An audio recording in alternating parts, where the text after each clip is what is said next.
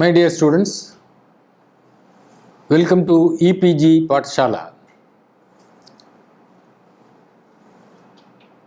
I am Professor Tyagarajan, Head of the Department of Sanskrit, Presidency College, Chennai, who is going to give you a discourse on the subject Indian culture. In that you have a paper, Indian Aesthetics and Fine Arts. In that, we are going to today discuss origin and features of drama. Drama in Sanskrit is called Rupakas. And we have got Uparupakas also, regarding which we will be learning at the end of this lecture. There are two types of kavyas which we have already learnt. It is Drishya Kavya and Shravya Kavyas. Here Drishya Kavya means a dramatic representation. Generally, it's a drama. We have got number of dramas in Sanskrit. The literature of drama is more in Sanskrit. It is not an exaggeration to say that it has more number of dramas than any other literature. The origin of drama is always traced to the divinities, and regarding which we are going to see in the subsequent lecture. Now we shall see how the dramas originated. In this module of the origin of Sanskrit dramas, we will be discussing upon the Greek origin of dramas also, the characteristic features of drama, the dramatic terms and their significance, etc. Dramas are classed under Drishya Kavyas, as I told you. They are generally called Rupakas, which I have already mentioned. The drama, according to rhetoricians, it means Alankarikas, that is who are dealing with Alankaras, is a composition that can evoke intellectual pleasure and is suitable for representation on the stage. The oldest work on dramaturgy available at present is the Natya Shastra of Bharata. This is a treatise on music, dance and drama. Natyam generally is being appreciated by all. Kalidasa, in his drama Malavika Agnimitra, refers to Natyam and he says, Natyam Binnaruchehe Bahudapyekam Samaradakam. Natya does not merely refer to dance, but also to the dramatic representation which comprise of music, then instruments, etc. It gives you a visual impact. Therefore, it is more attractive. People are of different tastes. Natyam Binnaruchehe Bahudapyekam Samaharadakam. That means the different people of different tastes enjoy Natya because it has music, instruments, and also the action, story. Thereby, you have a visual impact.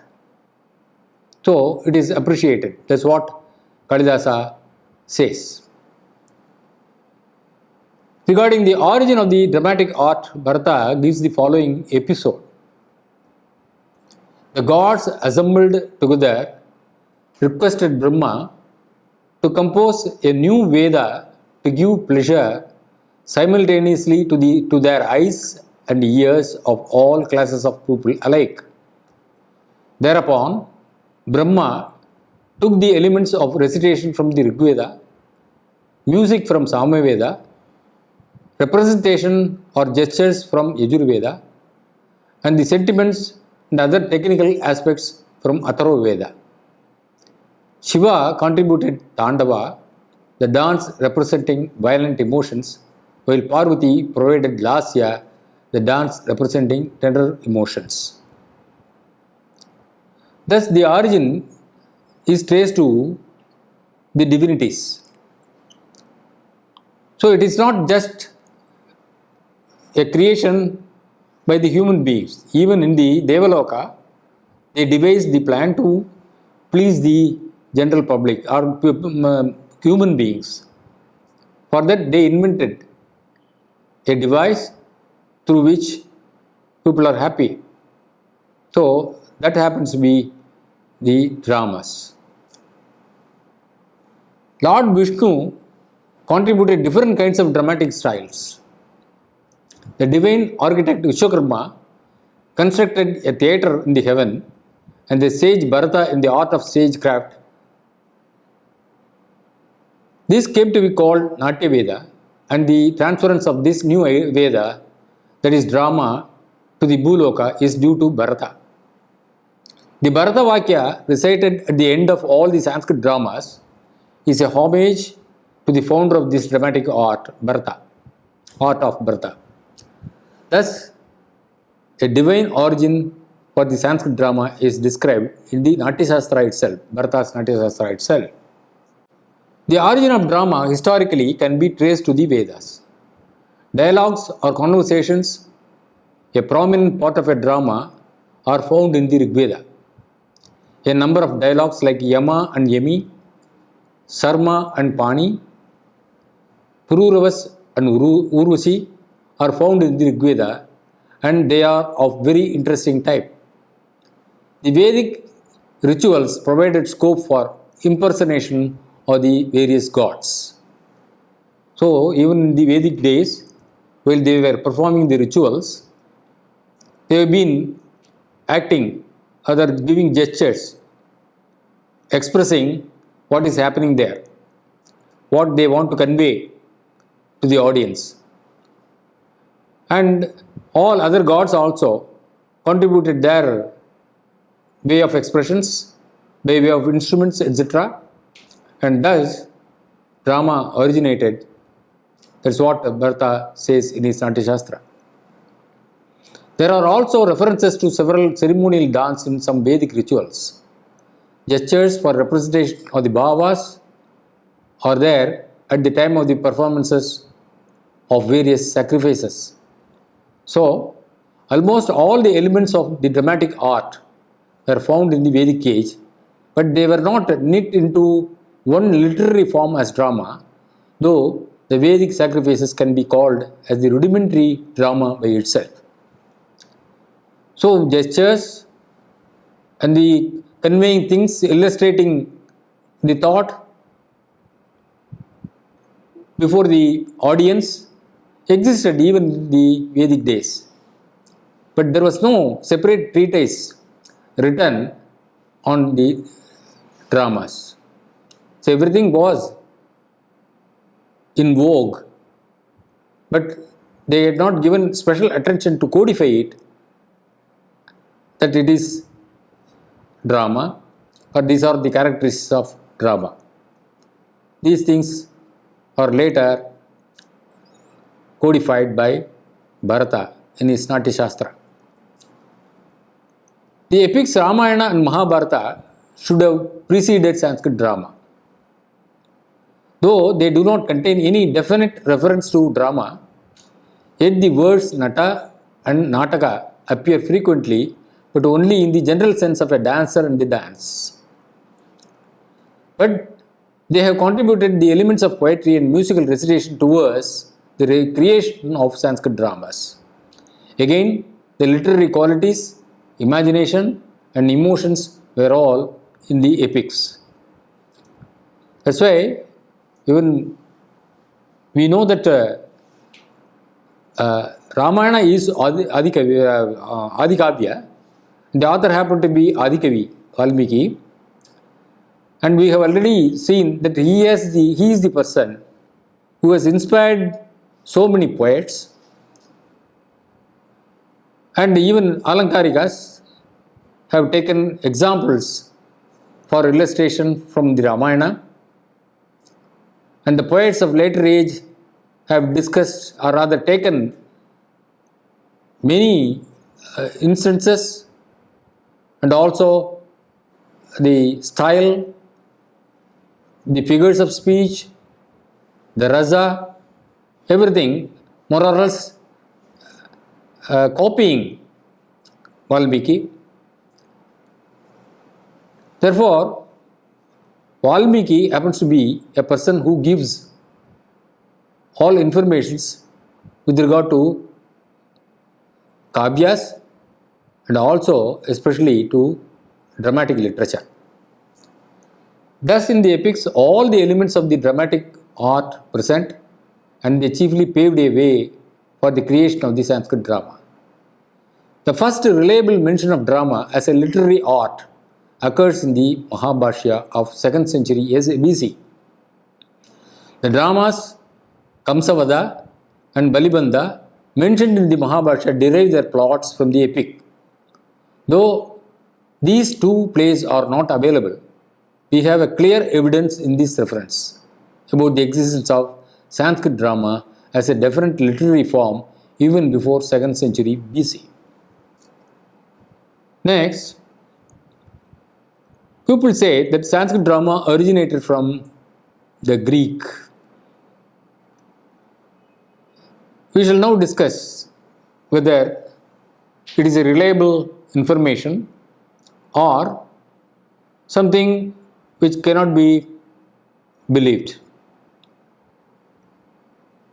The Western scholars, they make an attempt to show that Sanskrit drama owes its origin to Greek plays. According to them, dramas were staged in the court of Greek princes in India, and the Hindus copied their models. The scenic conventions, the entering of the actors on the stage, and their exit, division into number of acts, the apavarya and prakasha speeches. That is, apavarya means speaking inside, that is within oneself. Of course, it will be known to audience, but at the same time, it is a secret information not known to the other actor. That is apavarya. And prakasha, aloud.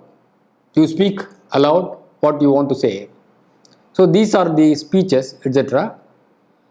According to the Western scholars, clearly show a parallel between the dramas of Greek and Sanskrit.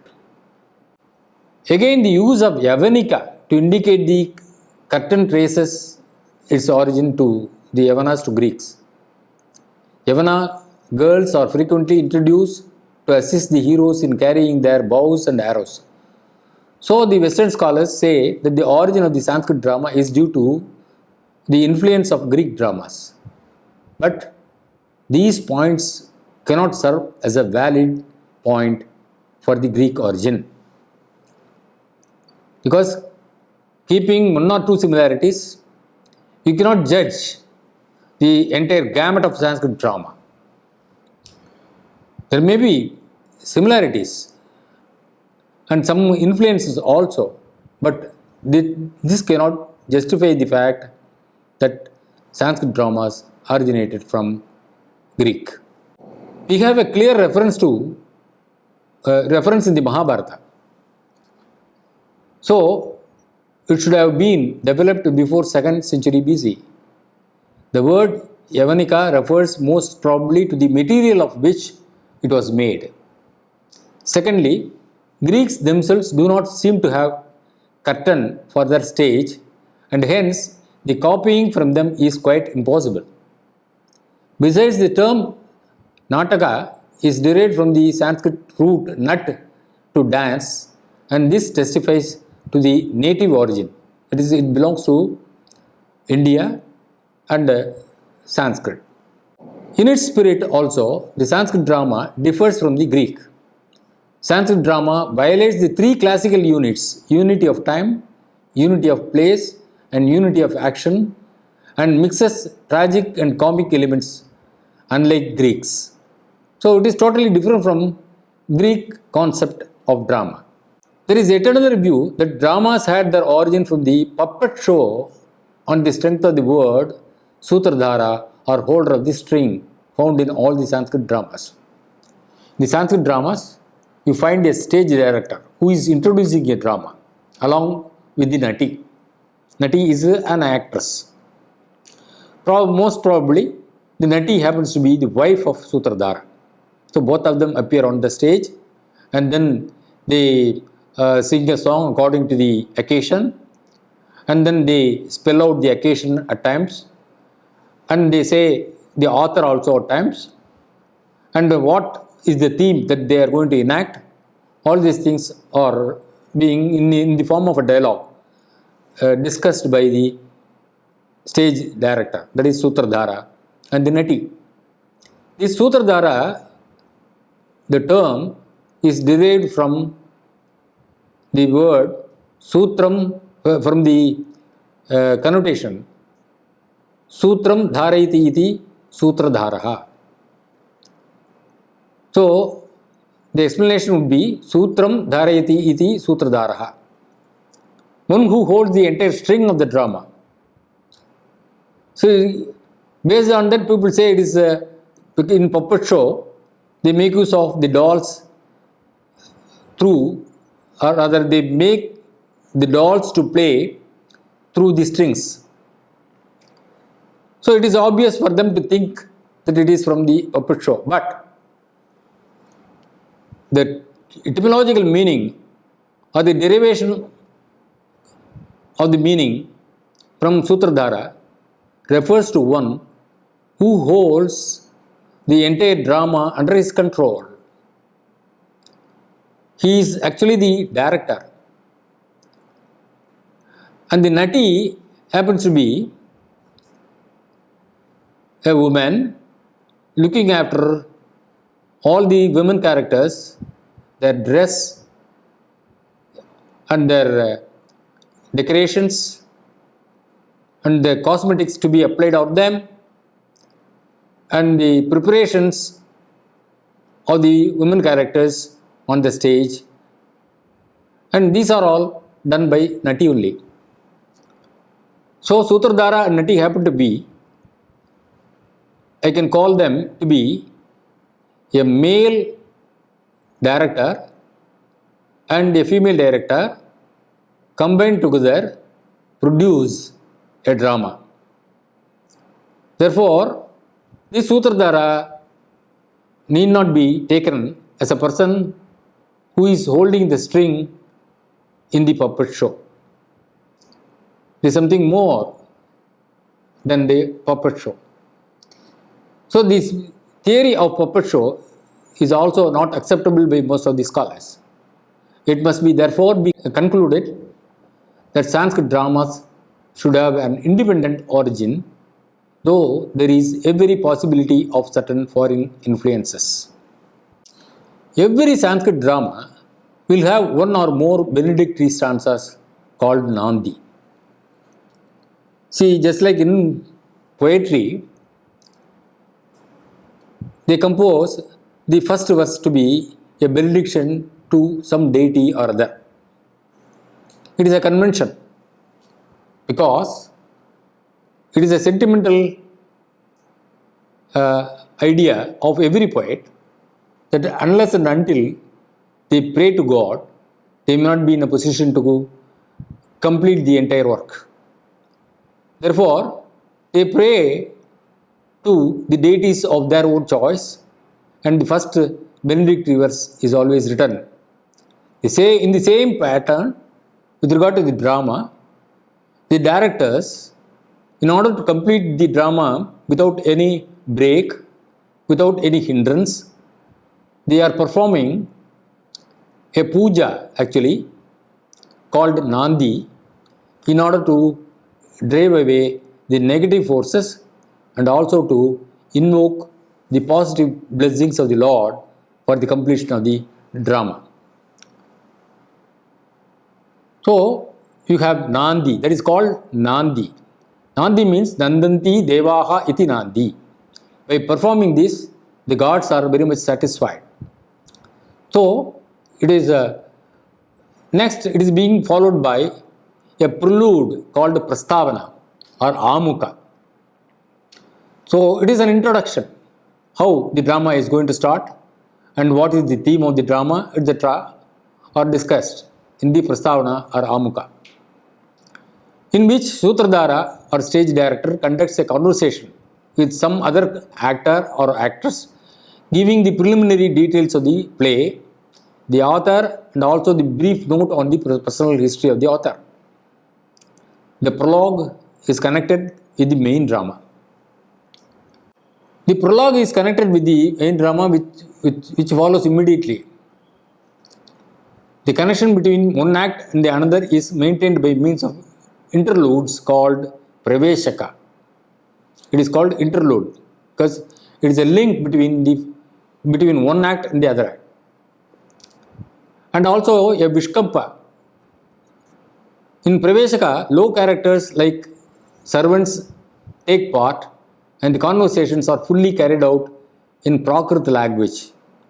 Generally, the high characters like kings, queens, ministers, they all speak Sanskrit in Sanskrit dramas. And all other minor characters, the servants, the attendants who are helping the queen, they all speak in Prakrit language because it happened to be the language of the masses at the time, and Sanskrit happened to be the language of the elites. This Praveshaka should not find a place in the first act.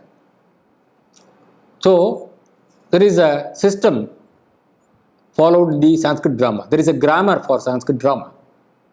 So, accordingly only they enact all the dramas. Now, we have been talking about Praveshaka and Vishkampa. What is Vishkampa? Vishkampa is of two kinds, Suddha and Mishra. In Suddha Vishkampa, middle characters take part and conversation is carried on only in Sanskrit.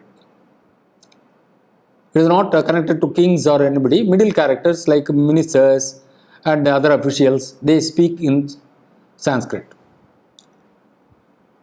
Whereas in the Mishra Vishkampa, the conversation is carried on in Sanskrit and Prakrit language. Why it is so? It is because the conversation may be in between the ministers or the higher officials and the servants. So in that case, the servants speak Prakrit and the higher officials or the ministers speak in Sanskrit. There are certain important elements in a drama. As I told you, the grammar of Sanskrit drama prescribes many important things to enact a drama. And the first element happened to be Vastu or plot. So you have to choose the best story and the place of occurrence, everything is to be judged according to the story. So they are coming under the category of Vastu or plot, Neta or hero. So every drama should have a hero. Without the hero, there cannot be any drama at all. So the main character on whom the entire story of the drama is revolving around. So a Neta is prescribed, is required. Rasa or sentiment. There is no use of presenting a drama without making the connoisseur or the audience happy. It's after all an entertainment to the people, apart from giving various informations, moral ideas, and then social and cultural informations. So rasa is an important part. So rasa means what? There are nava rasas we say. Srigara, Hasya, Karuna, Veera, Raudra, Bhayanaka, etc. So a drama should at least convey, rather should be predominant with one rasa at least. It is said that the main drama should have a main rasa and supported by various other rasas. These are the important elements in a drama. Now we will discuss about the features of the Sanskrit drama. Vastu is of three kinds. We talked about Vastu, the plot. They are of three kinds.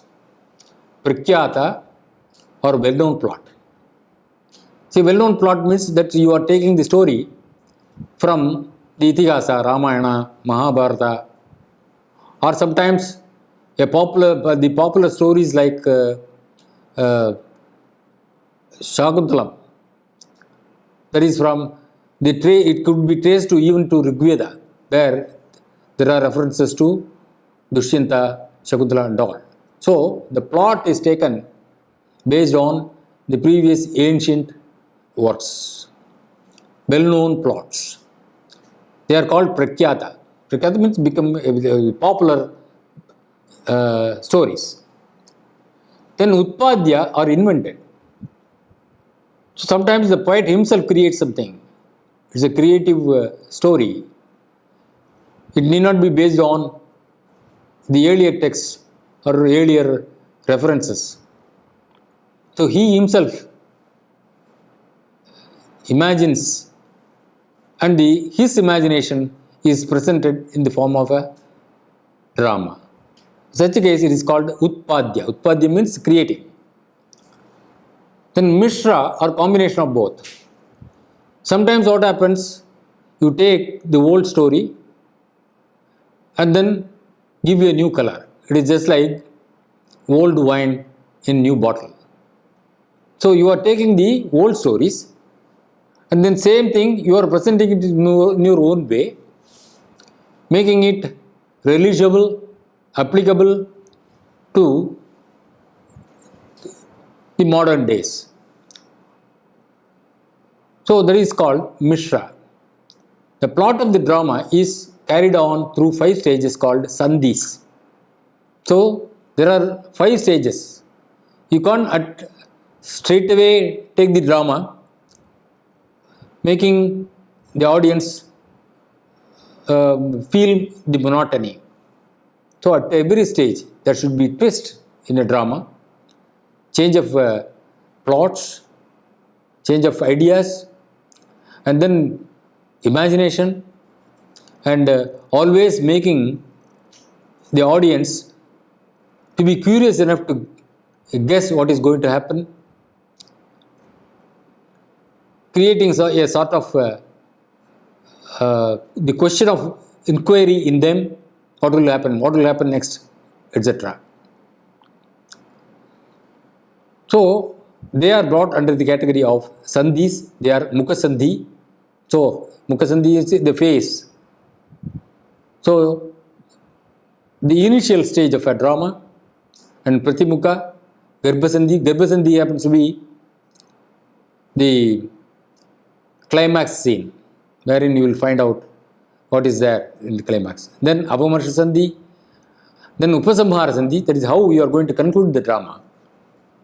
So there should be some conclusion, introduction, in between so many turns and twists should be there in a drama. The plots are mostly borrowed from the great epics and occasionally from well-known historical episodes. So this is there with regard to Sanskrit drama. We have been telling about the important elements in that. We saw the Neta, a hero, should be there. He is of 4 types: Dhirodatta, Dhira Lalita, Dhirodhata, and Dhira Shanta. So everyone has got his own characteristics. Regarding this, we will the entire explanation about these Nayakas we will find in the modules in which we are going to discuss about the Nayakas and Nayikas. See, as I told you, there are about 9 rasas, and the list of it also I told you: Sringara, Hasya, Karuna, Veera, Raudra, Bhayanaka, Bibhatsa, Adbhuta, Shanta. Any one of these sentiments should be predominant in a drama. In any Sanskrit drama, you have a character called Vidushaka. Generally, in the modern films and the dramas, we find a character creating some sort of humor, whom we call as comedian. But this humorous action is being done even in those days, but in a very polished way. He is not an ordinary character. A Vidushaka is generally a minister also for a king. He is called as a jester. He is a friend of the king or the hero. He is the person who advises the king in all amorous sports. So whenever a king has a love for him, then he is the jester or the Vidushaka will always advise him how to proceed with his love. Vidushaka means Visheshena Dushayati iti Vidushakaha.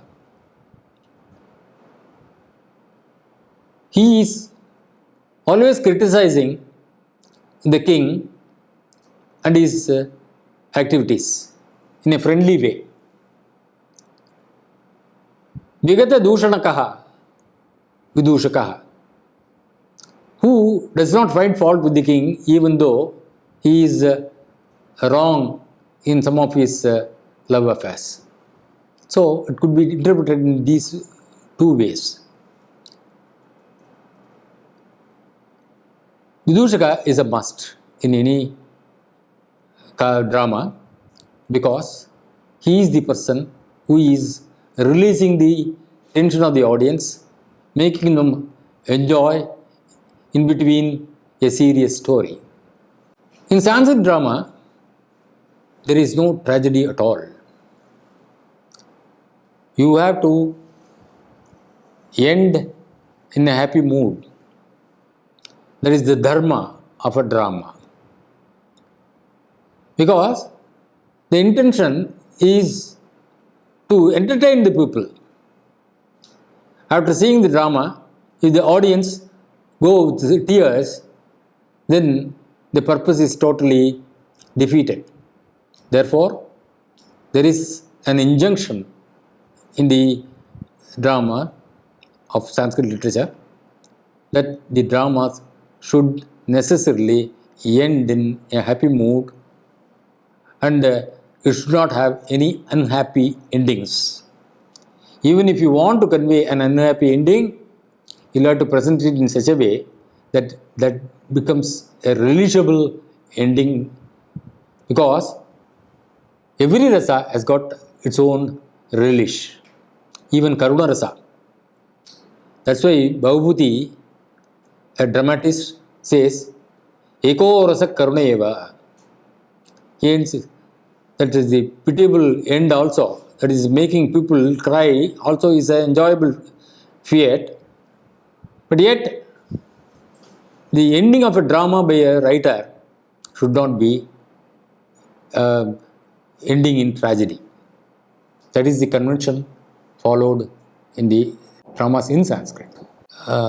Moreover, a drama should end with a Bharata Vakya. Generally, you find this Bharata Vakya in most of the dramas, including Kalidasa, Nizamala and other Shakuntalam, has given a verse on Bharata Vakya. What is this Bharatavakya? It is in remembrance of Bharata. We are just attributing a verse on him, or rather, this particular Bharatavakya reflects the intention of Bharata to produce dramas. What is the intention? What could be the intention of Bharata? Is that he feels that by enacting a drama, the people, the visitors, the audience should feel happy. The viewers should go happily, learning so many things from the drama, the morals, culture, and other things. So, that intention is being honored at the end in the form of Bharatavakya, wherein the general concept of the Bharatavakya is that all people should be happy. The king should be happy. The citizens should be happy. And let all people follow morals and bring up a society which is a cultural society. So that is the crux of Bharatavakya. So with this, we come to the end of this module. Thank you.